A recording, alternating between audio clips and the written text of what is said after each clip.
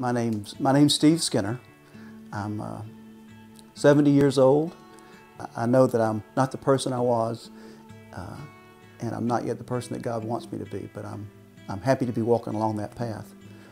My life before I became a Christian was every different direction, directed at how can I please men, how can I please women, how can I get ahead in the world today, which is changing all the time.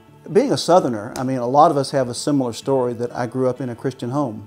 My mother was my Sunday school teacher. My father was a steward in the Methodist church.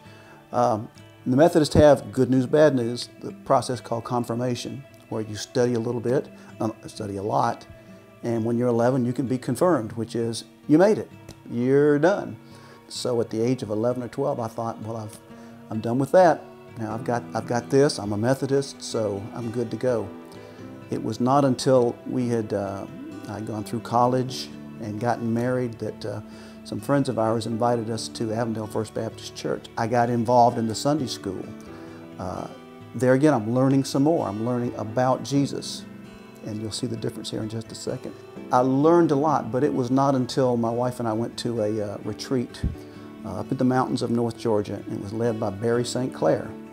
And he gave us an assignment to do in which we looked at how close are you to Jesus, looked at confessing sin in your life, and as I went through that, I began to realize that even though I knew about Jesus, I didn't know Jesus, that I had become kind of a scholar of theology without ever making that personal commitment. And two names come to mind. One, my wife Sandy. She and I at this same retreat came to the same realization. Neither of us knew Jesus Christ.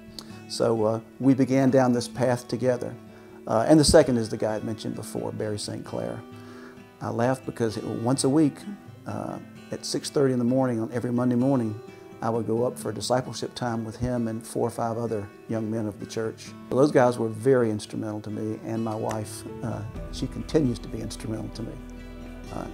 No more questioning of what's eternity going to be for me. I now know, and I'm confident in that.